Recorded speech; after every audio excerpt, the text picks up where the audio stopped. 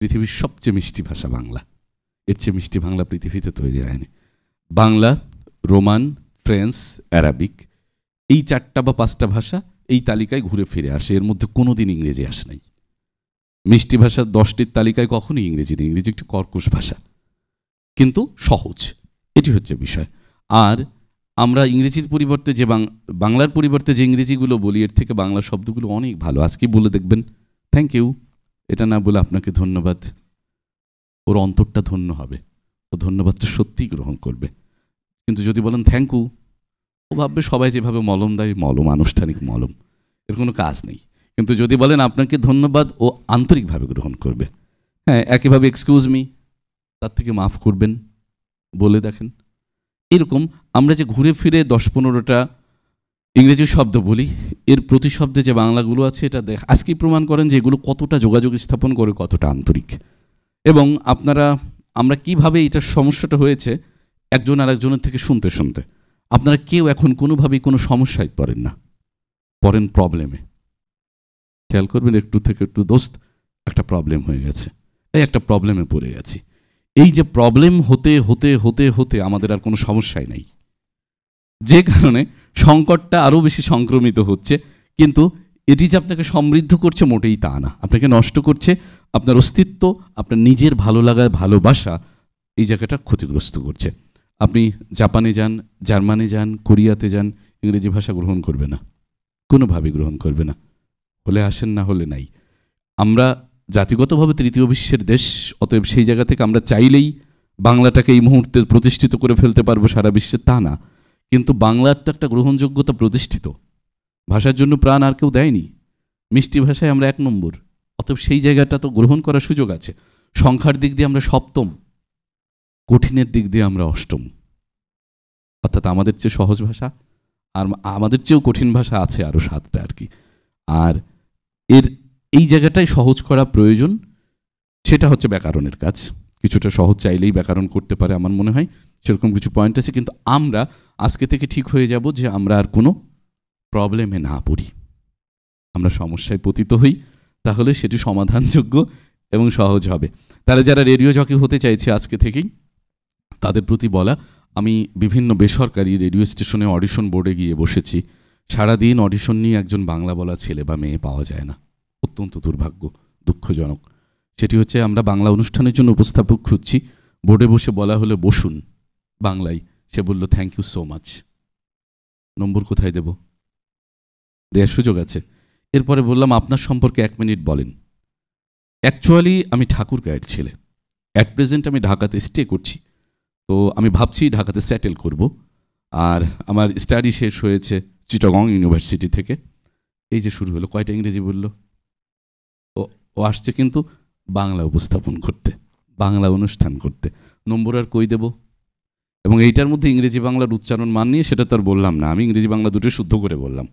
ওটা বাংলার ইংরেজি ভার্সন শুনছেন কিনা? অনুষ্ঠান, প্রতিষ্ঠান, বৃষ্টি, আসলে বিষয়টা হলো, এটার বাংলার ইংরেজি ভার্সন। এইগুলো দিয়ে আরও যে কী অবস্থা, সেগুলো শুনলেই বোঝা যায়। এবং ধৈর্য নিয়ে অডিশন বোর্ডে আমি স্রষ্টার কাছে তারপরে 2-3টা বসার পরে প্রার্থনা করি, স্রষ্টা যেন আমার অডিশনে বসায় এরকম শাস্তি না দেয়। এ শাস্তি আমি নিতে মোটেই রাজি না। এবং আমি আমার দেশের মানুষ সম্পর্কে এত খারাপ ধারণা পোষণ করি না, আমি ধারণা ভালো পোষণ করি। কিন্তু যখন দেখব যে এই যুগের শিক্ষিত ছেলেমেয়েদের এই অবস্থা, তখন তা আহত হয় স্বাভাবিক। তো সেই জায়গায় আমাদের সতর্ক হতে হবে, যেটি আমাদের সম্পদ, আমাদের অহংকার, আমাদের গর্ব, এবং সেটির অবস্থান রয়েছে গর্বের, ত্যাগের এবং মিষ্টতায়। সেটি প্রথম, সংখ্যায় আমরা একটা বড় সংখ্যা, বিশ্বে 7ম, এত ভাষায় কথা বলে মানুষ। তো সে সমস্ত জায়গায় বিবেচনা করে আমরা এটার প্রতি সজাগ হব। এবং প্রচুর কাজ করার সুযোগ রয়েছে রেডিওতে আরজে হিসাবে বাংলা উপস্থাপকদের। এখন কথা হচ্ছে, এরপরও তাহলে বন্ধ হয় না কেন? আপনি যেহেতু হাইকোর্ট বলছে, মানুষ বলছে, সভ্যতা বলছে, বন্ধ না হওয়ার পিছনে কারণ হচ্ছে কর্মজীবীরা রেডিও শোনে কম, শোনে হচ্ছে 18-এর ছেলে মেয়ে। এবং রেডিওর বা টেলিভিশনের একটি টিআরপি রেটিং দেখার অ্যাপস রয়েছে, সেটি গভর্নমেন্ট এবং বেসরকারিভাবেও দেখা হয় যে তার রেডিও কতজন শুনছে, তার টেলিভিশন কতজন দেখছে। এইটার উপর তার বিজ্ঞাপন মূল্য, বাণিজ্য নির্ভর করে। যত বেশি দেখবে, যত বেশি ভিউ, তত বিজ্ঞাপন মূল্য বেড়ে যায়, তত আয় বেড়ে যায়। তো সমস্ত কিছু পুঁজিবাদে আটকা, যে কারণে যে কোনো মূল্যে সেটাই করতেই চায় তারা। তো এটা নিয়ন্ত্রণের জন্য আবার একটা কমিটি করে দেওয়া হচ্ছে। ওই কমিটির প্রধান বাংলাদেশ বেতারের মহাপরিচালক, ওনার নিজেরই 47টা স্টেশন বাংলাদেশ বেতারের। সেইটা দেখে আবার অন্যেরটা কখন দেখবে? আচ্ছা, ওই কমিটির যারা আবার সদস্য তারাও এরকম ব্যস্ত মানুষ, মহাব্যস্ত। যাই হোক, ওনারা বাকি 11 মাস দেখুক আর না দেখুক, ফেব্রুয়ারিতে ঠিকই দেখে। অন্য 11 মাস খোঁজ খবর নেয় না। তো ফেব্রুয়ারিতে আবার ওনারা জানে যে ফেব্রুয়ারিতে এটার উপর একটু ব্যবস্থা নেয়, অতএব ফেব্রুয়ারিতে যে ছেলে মেয়ে বাংলা বলে ওদের ডিউটি বেশি দেয়। আর বাকিদেরকে রাত 3টা থেকে শুরু করে ডিউটি দেয়া, 12টা থেকে ডিউটি দেওয়া শুরু করে, যেন কোনোভাবে বোর্ডের কেউ না শোনে। এই টিনের ছেলে মেয়ে সেখানে যুক্ত হয়ে যায়, সেখানে হিন্দি, ইংলিশ, তার্কিশ, বিভিন্ন ভাষার গান, বিভিন্ন মিশ্র ভাষায় কথাবার্তা বলে অনুষ্ঠান। কি করে ছেলে মেয়েদেরকে রাত জাগানো যায়, লেখাপড়া ছাদে তোলা যায় আর কি। যাই হোক, এই যে আমরা সজাগ হব সকলেই। আরজে যদি হতে চাই, রেডিও উপস্থাপক যদি হতে চাই, তাহলে আমাদের বাংলা বলতে হবে। এরপরে লাগবে কণ্ঠ অভিনয়, ভয়েস অ্যাক্টিং। ভয়েস অ্যাক্টর বা কণ্ঠ অভিনেতা হতে গেলেও আমাদের প্রয়োজন প্রমিত উচ্চারণ। কণ্ঠ অভিনয় কি আমরা কি জানি সকলে? ভয়েস অ্যাক্টিং বা কণ্ঠ অভিনয় কি? রেডিও নাটক শুনেছেন আপনারা, এটি কণ্ঠ অভিনয়, অর্থাৎ কণ্ঠ দিয়ে যেখানে অভিনয় হয় সেটি কণ্ঠ অভিনয়। দীপ্ত টেলিভিশনের সুলতান সুলেমান দেখেছেন কে কে? বাংলা অনেক মানুষ। এটি তার্কিশ সিরিজ। তো এই সিরিজে আমরা যারা বাংলা কণ্ঠস্বর দিয়েছি, আমরা হয়ে গেছি এটার কণ্ঠ অভিনেতা, কিন্তু মূল অভিনেতা কিন্তু তার্কিশ, তুরস্কের এই ভদ্রলোক। তো এরকম অগণিত চরিত্রে আমরা যখন কাজ করছি গিয়ে আমাকে দেখা যাচ্ছে না, কিন্তু আমার কণ্ঠটা উপস্থাপিত হচ্ছে। এটি হচ্ছে কণ্ঠ অভিনয়। বাংলাদেশের শত শত ছেলে মেয়ে এই কণ্ঠ অভিনয়ের জায়গায় খুব স্বাচ্ছন্দ্যে কাজ করে ভালো করছে। তাহলে আবৃত্তি, সংবাদ উপস্থাপনা, অনুষ্ঠান উপস্থাপনা, রেডিও জকি, কণ্ঠ অভিনয়, বিতর্ক, শিক্ষকতা, আইন পেশা, প্রত্যেকটি কাজের 1 নম্বর যোগ্যতা দেখেন প্রমিত বাংলা। কথা যেখানে প্রয়োজন, ওয়াজি হওয়া, দায়ী হতে চান, ভালো বক্তা হতে চান, রাজনীতি করতে চান, বা যে কোনো মাধ্যমে এই মুহূর্তে একটা ভালো সংস্কৃতি চলছে, মোটিভেশন স্পিকার হতে চায় সবাই। কন্টেন্ট ক্রিয়েট করবেন, কিন্তু কে নিয়ে করবেন? 1 নম্বরে সবচেয়ে বেশি পৌঁছায় মোটিভেশন। অর্থাৎ সেটা অনেকের লক্ষ্য উদ্দেশ্য। তাহলে সেখানেও কী করতে হবে? অবশ্যই প্রমিত বাংলা জানতে হবে। তো প্রমিত বাংলা জানার শূন্যতা কি? আমাদের ছোটোবেলা থেকে একটা গ্যাপ আছে। সেই গ্যাপগুলো হচ্ছে আমাদের জিহ্বা, ঠোঁট, চোয়াল, মুখমণ্ডলে প্রচুর জড়তা আছে। সেই জড়তা মস্তিষ্কের সাথে সমন্বয় করে নিয়েছে, মস্তিষ্কেও সেই জড়তা আছে। সেগুলো কী করে কাটানো যায় সেটার ক্লাস আমাদের এখানে রয়েছে। ছোটোবেলা থেকে আমাদের বাংলা ধ্বনিগুলো পঙ্গু অবস্থায় উচ্চারিত হয়। আমরা পড়েছি সরবা সরে সুদীর্ঘ সুদীর্ঘ, আমরা এইভাবে পড়ছি না? বা ক এইভাবে, কিন্তু পড়ার দরকার ছিল অ, আ, ই, উ, এ, এ। এটি কোনোদিন পড়িনি, সুস্থভাবে কোনোদিন ওকে আমরা উচ্চারণ করিনি। দরকার ছিল ক, খ, গ, ঘ। এটি কোনোদিন করিনি আমরা। এই যে এই কাজগুলো না করবার কারণে সংকট যেটা হয়েছে, যে ওই ছোটবেলা থেকে এটি নিয়মিতভাবে রয়ে গেছে, এটি আমাদেরকে সর্বনাশের দিকে ধাবিত করেছে। তো সেগুলো আমরা গোড়া থেকে ঠিক করব। ঠিক করতে বাকজড়তা, ধ্বনি উচ্চারণ ঠিক করা, শব্দের উচ্চারণ ঠিক করা। আমাদের মূল কোর্সে 4টি ক্লাস রয়েছে, যেখানে কোনো তত্ত্ব, শিট, বই, খাতা এগুলোর কোনো কারবার নেই। এগুলো আপনারা পড়ে পড়েই সকলে বাংলা 2য় পত্রে A+ পেয়েছেন, এসএসসিতে, এইচএসসিতে। তাহলে পারেন না কেন? কি পড়েন নাই উচ্চারণের? বলেন। নত্যবিধান, সত্যবিধান, দ্বন্দ্ব, সমাস, কারক, জ্যোতিচিহ্ন, উচ্চারণ রীতি, সূত্র সমস্ত পড়েই তো A+ পেয়েছেন। তারপরে পারি না কেন সেইটা আমরা সমাধান করব। কোনোভাবে ডিকশনারি ধরিয়ে দেওয়া হবে না, উচ্চারণ সূত্র তত্ত্ব দেওয়া হবে না।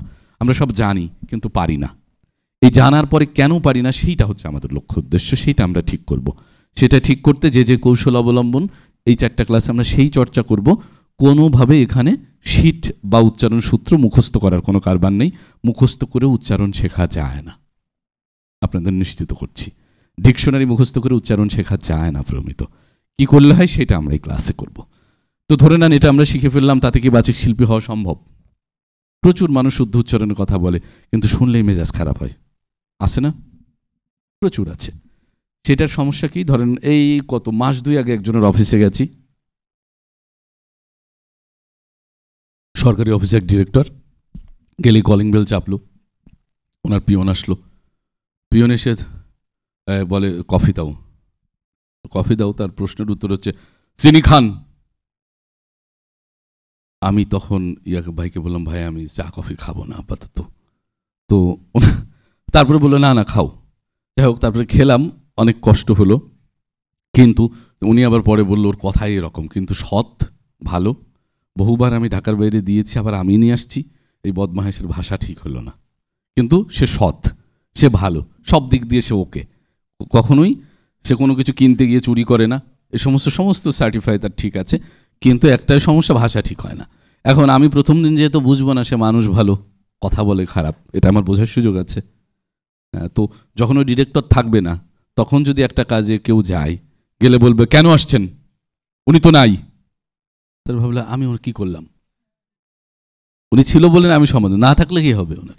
তাহলে এই সংকটটা হচ্ছে প্রমিত উচ্চারণ জানার পরেও হচ্ছে না, কারণ তার ভাববোধের সমস্যা। ভাব এবং রস ঠিক করতে হবে। যদি আমি আবৃত্তি শিল্পী, উপস্থাপক বা কথা বাচিক শিল্পী হতে চাই, এই ভাব যদি ঠিক না হয়, তাহলে উচ্চারণ ঠিক হয়েও কোনো লাভ নেই, কোনো কাজে দেবে না আপনার। ধরেন আপনি একটি প্রেমের কবিতা পড়ছেন, ওই মুহূর্তে আপনাকে অনিবার্যভাবে প্রেমিক বা প্রেমিকা হয়ে উঠতে হবে, আর কোনো বিকল্প আপনার হাতে নেই। তোমারেই যেন ভালোবাসিয়াছি শত রূপে শতবার, জনমে জনমে যুগে যুগে অনিবার, চিরকাল ধরে মুগ্ধ হৃদয় গাঁথিয়াছে গীতহার, জনমে জনমে যুগে যুগে অনিবার। প্রেমের কবিতা। এই মুহূর্তে এই কবিতাটা পড়া মানে আপনি প্রেমিক বা প্রেমিকা হয়ে উঠবেন।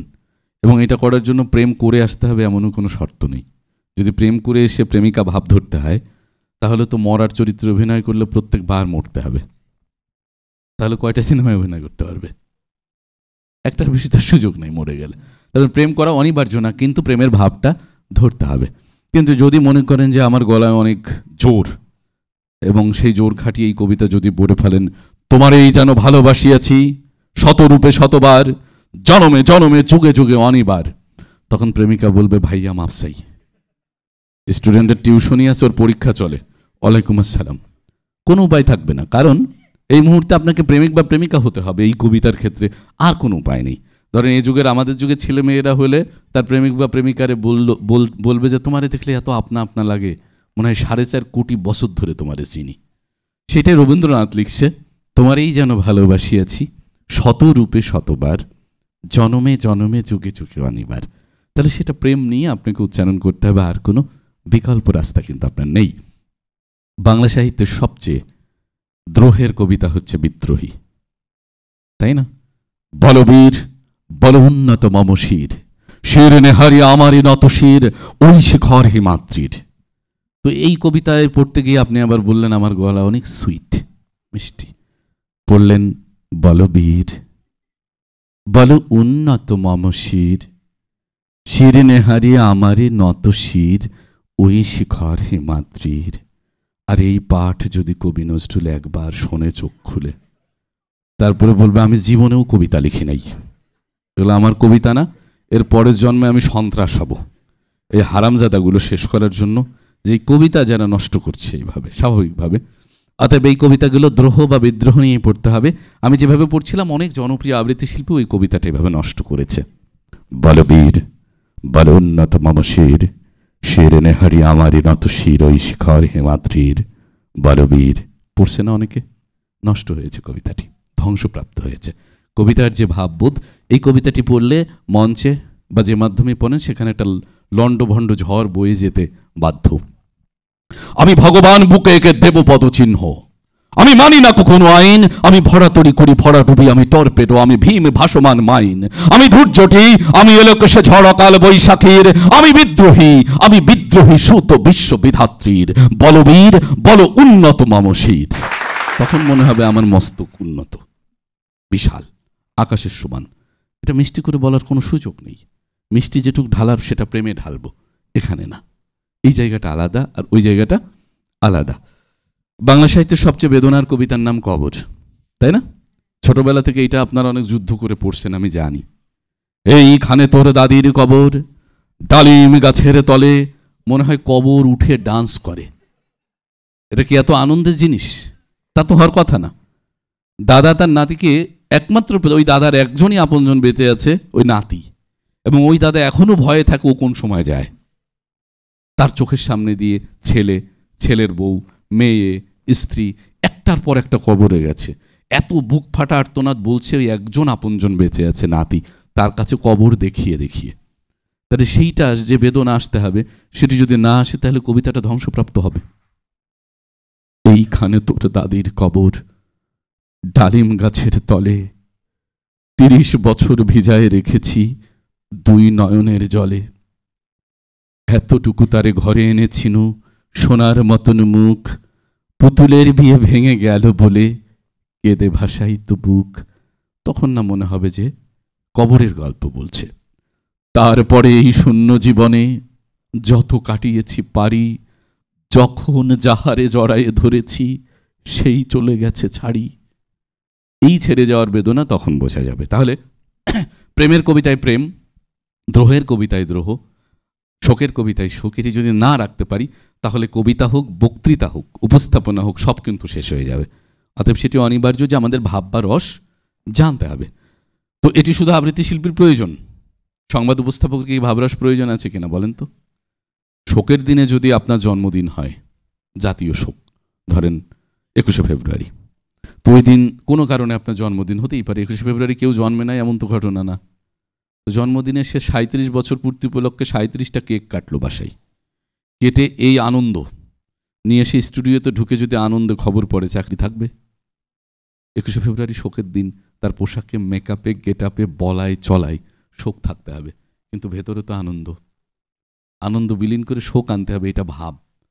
এই বাচিক শিল্প, গণমাধ্যম টোটালটাই নকল কাজ, 2 নম্বর কাজ, 1 নম্বর কাজ না। আপনার আসল, আপনার মূল জিনিসটাকে লুকিয়ে এর মধ্যে দিয়ে হাসতে হবে, এর মধ্যে দিয়ে কাঁদতে হবে। অথবা পহেলা বৈশাখ আনন্দের দিন, ওই দিন আপনি ঘরে গোলমাল করে ফেললেন, স্বামী স্ত্রী 2 জন মিলে আচ্ছা মতো বাসায় যা আছে ভাঙচুর করলেন, কে কত ভাঙতে পারে প্রতিযোগিতা করে লণ্ডভণ্ড করে এবার আপনি স্টুডিওতে ঢুকলেন খবর পড়তে, পহেলা বৈশাখ, পান্তা ইলিশ খাবে আর আপনার খবর শুনবে।